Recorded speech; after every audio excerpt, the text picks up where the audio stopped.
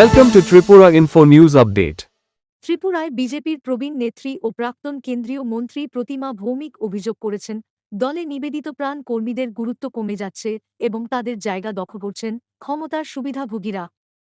এক পডকাস্টে তিনি বলেন, দলের জন্য দীর্ঘদিন সংগ্রাম করা অনেক কর্মী এখন উপেক্ষিত। তিনি বিজেপির এক ব্যক্তি এক পদ নীতির বাস্তবায়ন নিয়েও প্রশ্ন তুলে দাবি করেন, বর্তমানে অনেক নেতা একাধিক পদে রয়েছেন, যা দলের ঘোষিত নীতির পরিপন্থী।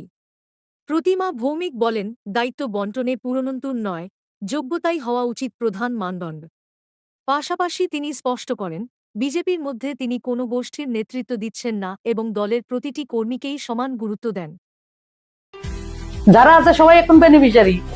2018 আগে না, 2020-এর আগে বিজেপি যারা ছিল তারা এক বিজেপিতে নেই, দেখা যায় না। তারা আশেপাশে করে সবাই বেনিফিশিয়ারি।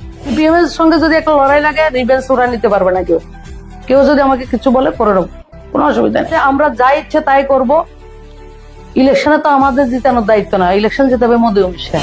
বিপ্লব দেব তারা দুজনকে দায়িত্ব দেওয়ার বিষয় পুরোটা দিল্লির। এখন তো বিজেপি খুব ইজিতে হয় এবং আমাদেরকেও বলে অনেকের সময় বিজেপি করা কঠিন। আমার কাছে আসি বলে না, পাশাপাশি লোকদেরকে বলে, এমন লোকে বলে যে বিজেপি সম্বন্ধে কিছু জানে না, শুধু রোজগার করে, বিজেপিটাকে বিক্রি করে। আমার কাছে এসে জিজ্ঞেস করো বিজেপি করা কাকে বলে। সাইক্লোপিডিয়া বিজেপির স্টেটের প্রদেশ কমিটিতে থাকতে হবে, কথা আছে নাকি? প্রদেশ কমিটিতে না থাকলে আমি পার্টি না, আমি বিজেপি করে না। অলিম্পিকের মধ্যে আবার অ্যাডভাইজারি চেয়ারম্যান হচ্ছে রতন সাহা। অলিম্পিকের প্যাট্রন হচ্ছে আমার মুখ্যমন্ত্রী, যিনি রাজ্যের মুখ্যমন্ত্রী, ওনাকে আবার অলিম্পিকের প্যাট্রন হতে হয়। ব্যাডমিন্টন অ্যাসোসিয়েশনের ওয়ার্কিং প্রেসিডেন্ট হচ্ছে রতন সাহা।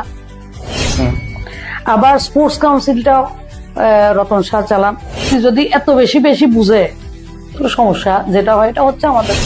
আমি যখন মন্ত্রী হয়েছে আমাকে ফোন করে বলা হয়েছে এক ব্যক্তি এক পদ, আর গত 4-5 বছর ধরে দেখছি এক ব্যক্তি 10 পদ।